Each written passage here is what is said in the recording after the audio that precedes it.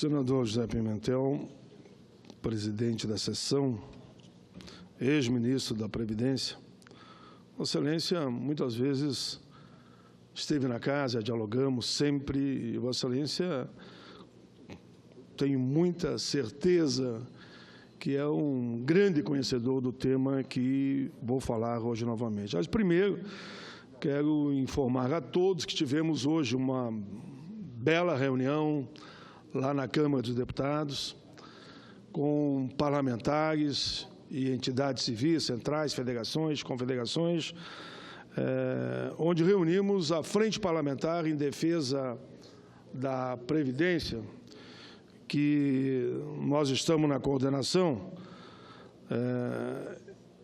e de lá, senadores e senadoras, tivemos alguns encaminhamentos que eu quero destacar aqui.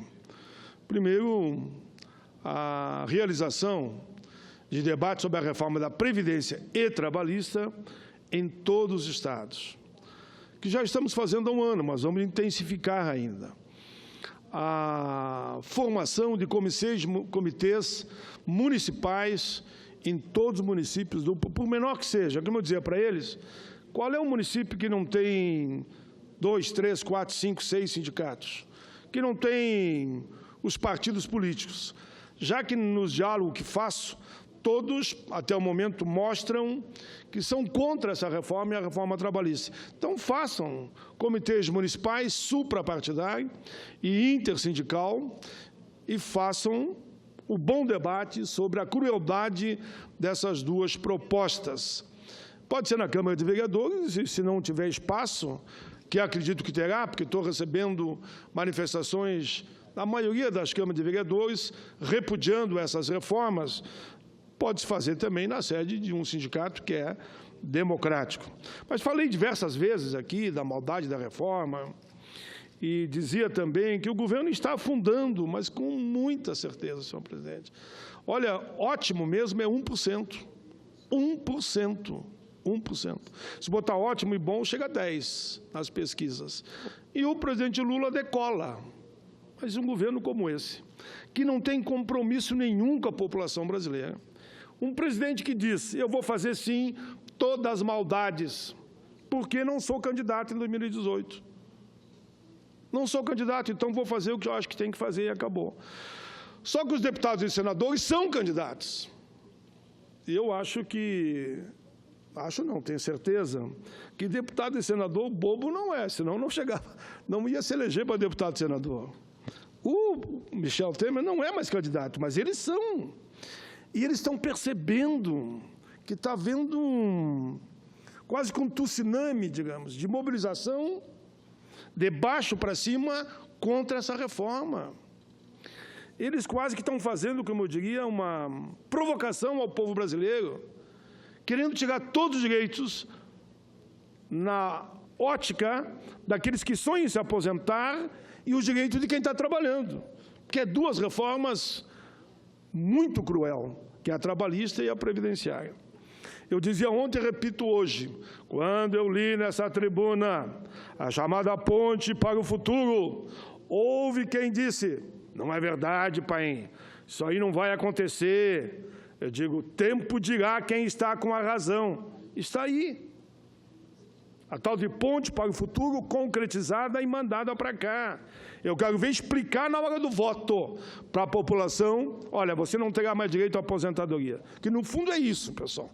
Eu posso detalhar aqui no debate, vamos fazer, teremos tempo. Ninguém vai aprovar isso, não. O senhor que está assistindo nesse momento me pergunta, vou encaminhar uma aposentadoria hoje, que em 3 meses aprovam. Duvido que eles aprovem isso aí em 2, 3 meses, como eles estão dizendo. Claro, fique vigilante.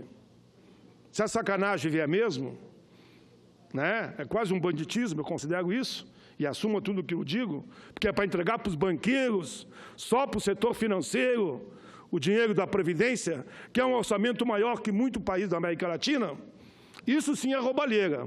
Se a roubalheira vier, eu viria à tribuna e dizer, olha, caminha a tua aposentadoria.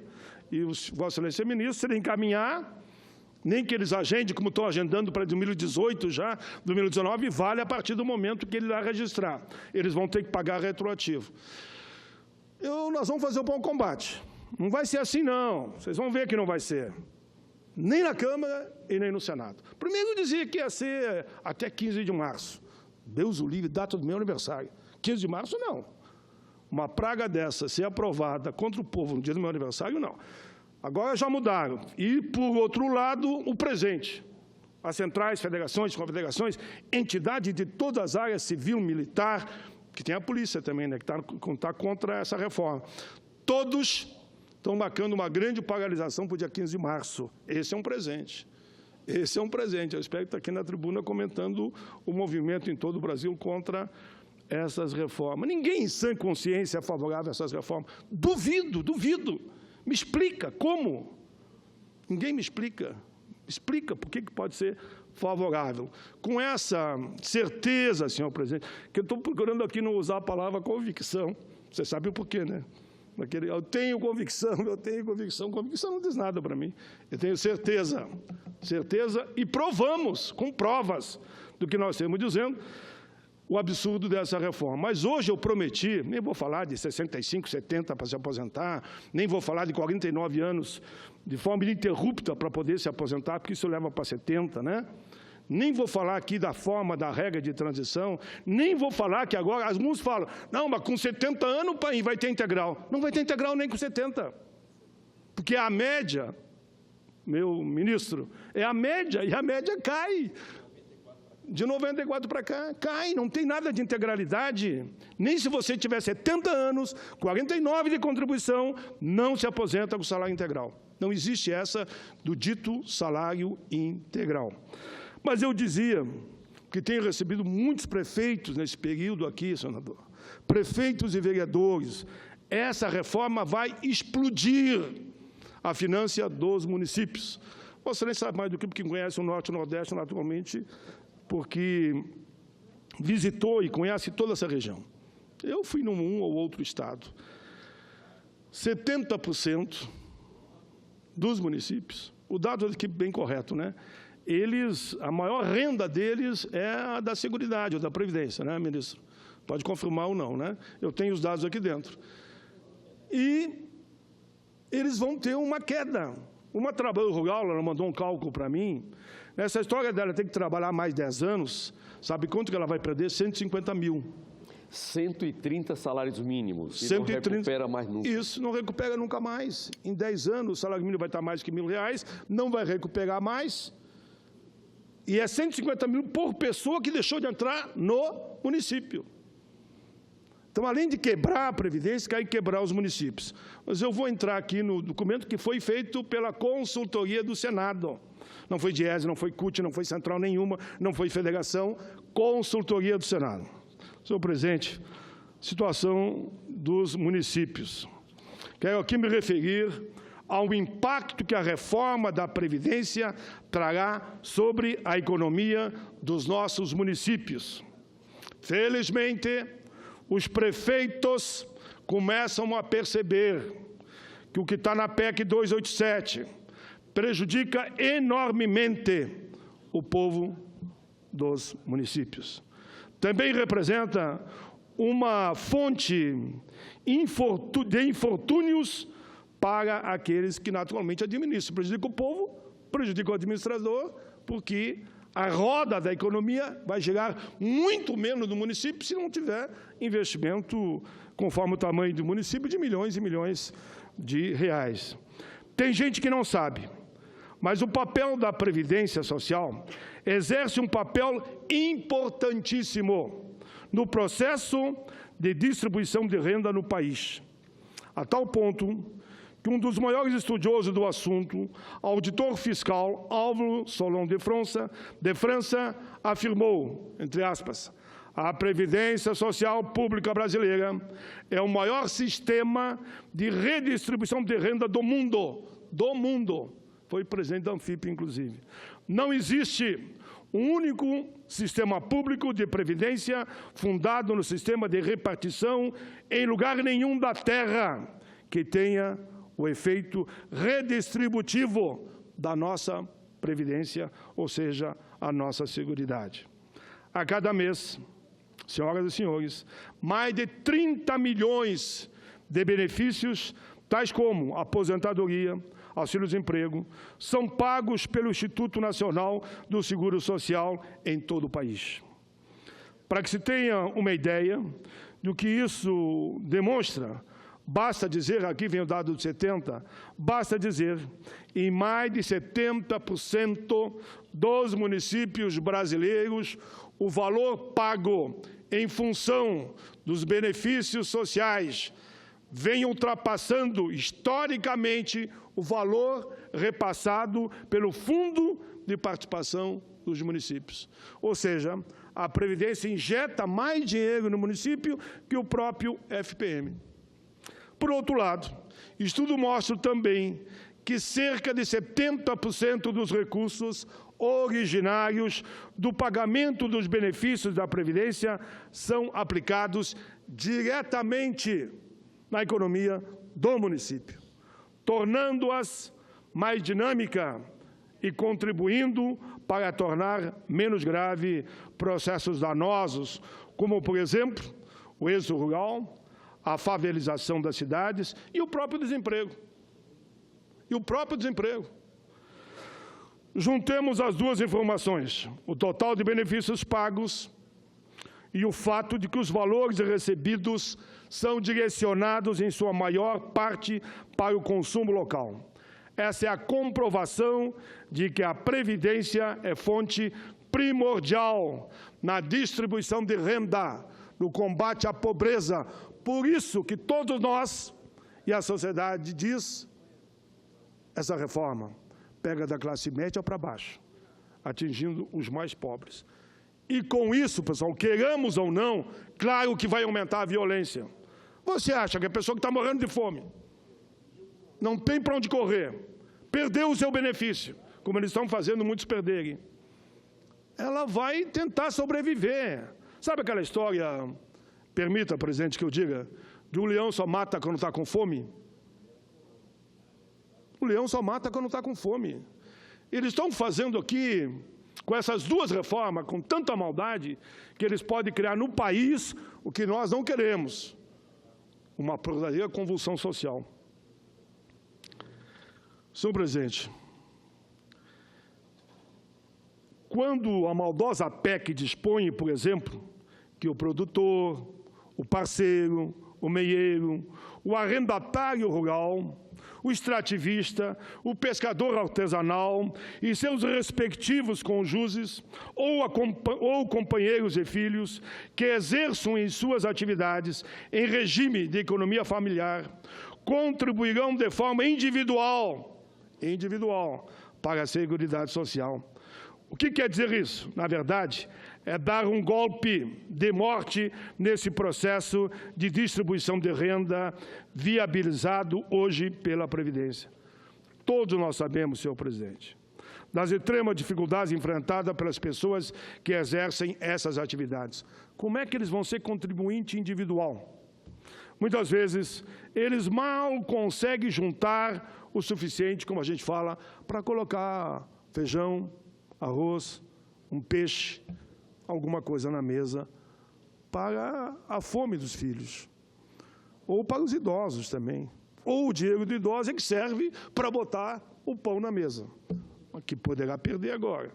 Por isso, sabiamente, me refiro mais ao senador Pimentel, porque ele foi ministro. Ele sabe, conhece mais do que eu o que eu estou aqui falando. Por isso, sabiamente, o legislador resolveu que a comprovação do exercício da atividade rural por 15 anos seria a condição suficiente para você poder pleitear o direito ao benefício. Agora, é mais 10 anos. Calcule mais 10 anos com fome. Tu está com fome, não tem jeito. Bom, eu tenho esse meio aqui, vou ali pegar o mínimo. Agora não. Tu vai ficar com 10 anos a mais com fome e se conseguir ainda algum tipo de contribuição. Porque se não conseguir, perde tudo, né, pela lei, que eles estão dizendo aqui. Não contribui 15, não vou contribuir 25, perdi tudo. Bom, eu fico cansado de já imaginar a situação desse povo. Agora, além de exigir desses trabalhadores um dinheiro que eles não têm, a PEC de 87, como eu dizia, exige, no mínimo, 25 anos de contribuição. Engraçado, né? Desculpa eu fazer essa vinculação, mas para governador é 4 anos. Nós mesmo aqui, para o Instituto da Casa, 2 mandatos, 8 anos. Trabalhador, eles querem 25. É proporcional, eu sei que é proporcional. Eu sei que é proporcional. Mas com 8 anos dá para encaminhar. Nós temos que discutir isso. Por que a gente não rediscute toda a questão do Executivo, do Legislativo e do Judiciário, os altos salários que ultrapassam de 30 mil, para depois discutir a situação de quem ganha o teto da Previdência, não chega a 10 salários mínimos, que é de 10 salários mínimos para baixo. Eu quero aqui, senhor presidente, que eu vou finalmente, eu recebi no meu gabinete o prefeito Neco, lá de Travesseiro, município lá do bem interior do meu Rio Grande, 130 quilômetros de Porto Alegre. Ele me dizia das suas preocupações e desse prejuízo que terá o seu município. E ele que me deu esse exemplo. O prejuízo é de 150 mil que a trabalhadora rural terá se ela tiver que trabalhar mais 10 anos. Todos perdem, dizia ele. Perde o comércio, perde a família, perde os pobres, principalmente, a arrecadação do municipal e perde a própria classe média. A classe média que tem seu negocinho ali, tá, sua loja, não compra. Não é só alimentação. Como é que vai comprar camisa, calça, roupa, sapato? Senhor presidente, fechando, a intenção do governo todos nós sabemos. Ele está pagando a conta, porque esse governo se comprometeu com o setor financeiro. E a ordem do setor financeiro, que ajudou que ele chegasse lá, todo mundo sabe por onde, não preciso dizer, por isso houve o afastamento da presidenta. A intenção do governo é privatizar a Previdência, pessoal. Não tem outra explicação. É só ver os fundos de pensão privado, quanto que cresceram de um período para cá e estão crescendo. E as propagandas que estão fazendo, dizendo que a opção agora é o fundo de pensão privado, porque a Previdência vai falir. A intenção do governo é privatizar a Previdência, atende o mercado financeiro, usa a tática de matar 2 coelhos com uma cajadada só.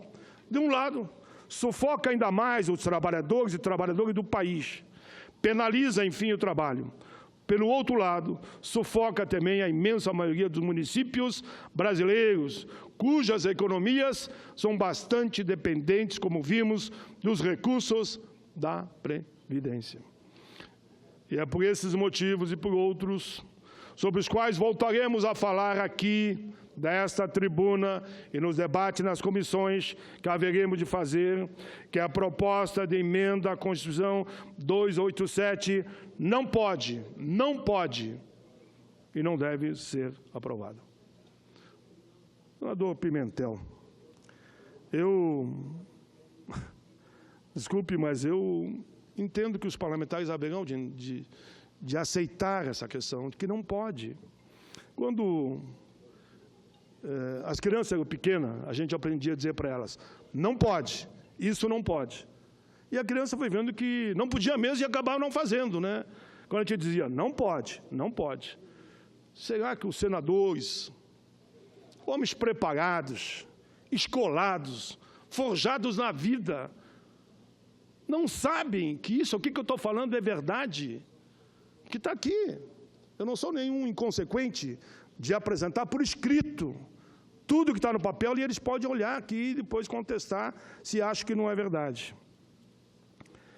Senhor presidente, a reforma é nociva para o Brasil, é nociva para os estados, é nociva para os municípios, é nociva para as pessoas. A gente fala tanto nas pessoas. Se nós olharmos para as pessoas, para o povo brasileiro, nós rejeitamos essa reforma. É fundamental que a nossa gente, o povo brasileiro, como eu dizia no início, entre em estado de alerta, criem comissões municipais, convoque os deputados e senadores, não importa o partido, para debater a reforma, que ele vá lá explicar essa reforma.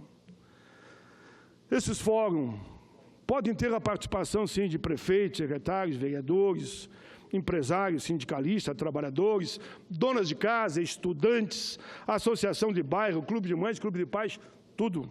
A questão é suprapartidária. Finalizo, senhor presidente, Lembro que estamos celebrando a assinatura, estamos coletando a assinatura e Vossa Excelência tem nos ajudado muito.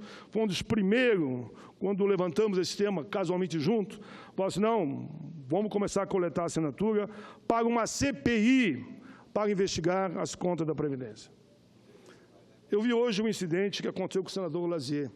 Estava sendo muito criticado porque ele só assinou para tramitar uma PEC e o mérito ele era contra. Então, eu uso o mesmo princípio. Se você tem dúvida, deputado ou senador, em relação à Previdência, assine a PEC que nós estamos apresentando. Nós, que não é só eu, nós estamos apresentando, não é uma PEC, é uma proposta para uma CPI, Comissão Parlamentar de Inquérito, para investigar as contas da Previdência. E ninguém está dizendo que tem que ser só esse 1 ano. Pode pegar os últimos 20 anos, não importa, não importa. Quer pegar os últimos 20, últimos 10, e investigar as contas da Previdência. E nós temos convicção que uma CPI vai mostrar que a Previdência não é deficitária, que não precisa fazer reforma. Por que ter medo da CPI? Quem não deve, não teme. Então, eu faço um apelo aqui, nós já estamos em torno de 20 assinaturas, que os senadores assinem a CPI para tramitar. Quanto ao mérito, o debate se fará no momento adequado, mas não tenho receio de assinar a CPI. Nós não somos carimbador aqui, nem do Palácio, nem de ninguém. Se não é carimbador, assine Comissão Parlamentar de Inquérito para investigar a Previdência. Se tem déficit ou não tem. Se roubaram, quem roubou? Se houve sonegação, quem sonegou? Quem são os maiores devedores? Vai aparecer. Claro que os grandes grupos econômicos, porque é eles que são os maiores devedores. Trabalhador é descontado em folha. O senhor, a senhora que está me ouvindo, é descontado em folha. Todos que estão aqui é descontado em folha. Não tem volta. Quem está em casa também é descontado diretamente na fonte pagadora. Se é descontado na fonte pagadora, você não perde o direito, né? Agora, quem são os grandes devedores? Quem são os maiores 500? Vai aparecer lá. E como tem gente que não tem interesse que isso apareça, vai no seu senador e diz, não assina essa CPI aí, porque vai aparecer lá o nome de grandes grupos econômicos. Grandes grupos econômicos de todas as áreas. Eu já tenho a lista de todas as áreas pela informação que a gente tem. Presidente, quero ficar nos meus 20 minutos, agradeço muito Vossa Excelência, que queria falar depois da hora do dia, e assim Vossa Excelência me concederam, tanto Vossa Excelência como o presidente que o intercedeu, porque eu queria falar sobre esses temas. E dizer, um apelo final, vamos assinar a CPI para provar a quem tem dúvida quem está mentindo. Eu não sou dono da verdade, mas a Comissão Parlamentar de Inquérito vai mostrar. Serão chamados todos os envolvidos para debater o tema. Vamos ver quem é quem. Eu estou mais do que convicto. Eu tenho certeza que não há necessidade nenhuma dessa reforma, até porque aquela reforma que Vossa Excelência ajudou a construir, do 85, 95, resolve tudo. O que resolve? Tempo de contribuição vinculado à idade. E ainda cada 2 anos aumenta 1 ano. Até fomos contra na época. Mas resolve, pronto, resolve. Eu fico com aquilo, mas não quero essa bomba. Vocês todos que me conhecem, o que eu briguei nesses 30 anos contra o fator previdenciário, senador Pimentel, agora eu sou obrigado a dizer, se é para vir essa bomba aí, que fique até o tal de fator. Pelo menos quem quiser vai recorrer ao fator, vai para o fator. Quem não quiser se aposenta pela 85/95, que é que eu faria se eu estivesse na fábrica, né? Eu vou optar sempre pela 85/95, que significa mulher.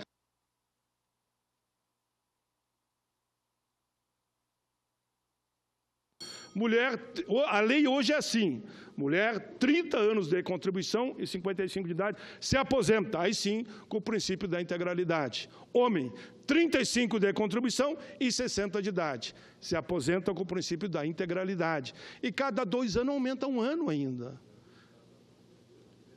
Eu digo isso, presidente, para concluir, porque eles dizem que não tem idade mínima. Como que não tem? Tem idade mínima, sim. Se quiser se aposentar com o fator, aí despenca. Mas essa proposta despenca o dobro com o próprio fator. Veja a maldade. Despenca o dobro com o próprio fator previdenciário. Eu não quero o fator, como não quero essa proposta. Fico, então, com a fórmula que aqui eu expliquei. Obrigado, presidente.